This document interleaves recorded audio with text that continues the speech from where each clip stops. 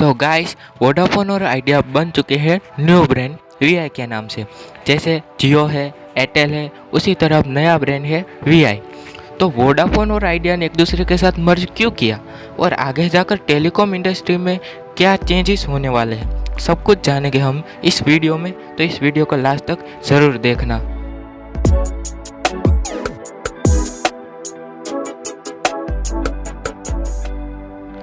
तो guys, Vodafone और idea 2018 में ही मर्ज हो गए थे, लेकिन इनकी सारी चीज़ें अलग अलग चल रही थी। इनके प्रमोशन अलग अलग थे, इनके कार्ड अलग अलग छप रहे थे, इनके कस्टमर अलग थे, लेकिन अब सब कुछ मिलाकर एक ब्रांड बना दिया है वीआई के नाम से। तो आपके मन में एक सवाल ज़रूर होगा कि 2018 में ही मर्ज हो गए थे, तो भाई इनको 2 साल क्यों लग गए? वो इसलिए क्योंकि जियो के आने के बाद वोडाफोन और आइडिया धीरे धीरे से ख़त्म होने लगा था। इनके 40 करोड़ यूज़र में से सिर्फ 28 करोड़ ही रह गए थे। तो इन्होंने अच्छी तरह से सोच तो रखा था, लेकिन बीच में आ गया एजीआर। एजीआर का मतलब एडजस्टेड ग्रॉस रेवेन्यू। इसका मतलब होता है कि टेलीकॉम इंडस्ट्री को कुछ % देना होता है हमारी इंडियन गवर्नमेंट।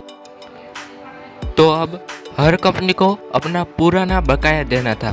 तो अब सुप्रीम कोर्ट के हिसाब से इनको सिर्फ 1 से 2 महीने में ही अपने सारे पैसे लौटाने थे, लेकिन इनके पास इतने पैसे ही नहीं थे। तो अब सुप्रीम कोर्ट ने एक नया फैसला सुनाया कि आप सारे पैसे इकट्ठे मत दो, लेकिन 10 साल के इंस्टॉलमेंट पर दे देना। अगर हम वोडाफोन और आइडिया की बात करें तो इन्हें 58,000 करोड़ रुपए देने हैं, लेकिन इनके पास उतने पैसे ही नहीं हैं।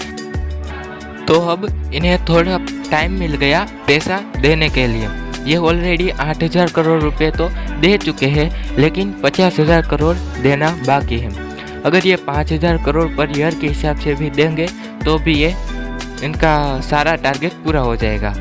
और आपने न्यूज़ में देखा भी होगा कि वीआई पर अमेज़न और बाहर की कंपनी पैसा लगाने के लिए तैयार है।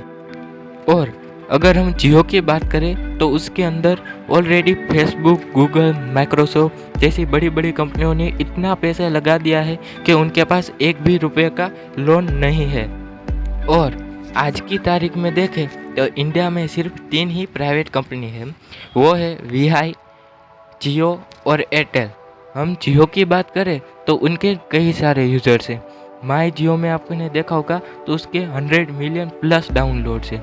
अगर जियो सिर्फ एक नोटिफिकेशन देता है अपने यूज़र्स को तो कई सारे लोगों में एडवर्टाइजमेंट हो जाती है सिर्फ एक नोटिफिकेशन से। इसलिए बहुत सारी कंपनियां उसमें पैसा लगाने को तैयार हो जाती है। क्योंकि जो भी टावर्स है वो बाय डिफ़ॉल्ट 5G सपोर्ट करते हैं, इसलिए इन्हें 1 रुपये का भी इन्वेस्टमेंट नहीं करना है। लेकिन दूसरी जो कंपनियां हैं वीआई या फिर एयरटेल, उन्हें अपने इन्वेस्टमेंट करना होगा अपने 5G नेटवर्क के हिसाब से। और एक मेन बात कि आज की तारीख में हमें जो भी डाटा मिल रहा है वो बहुत ही सस्ता है। आगे जाकर डाटा के प्राइस इंक्रीज होने ही वाले हैं, क्योंकि हर एक कंपनी के पास लोन है, एजीआर भरना है, तो वो सारा पैसा निकालेंगे कहाँ से? हम ही से ही ना। इसलिए आगे जाकर डाटा के प्राइस बढ़ेंगे ही। तो आपके हिसाब से डाटा के प्राइस क्या होने चाहिए? कमेंट बॉक्स में ज़रूर बताइएगा।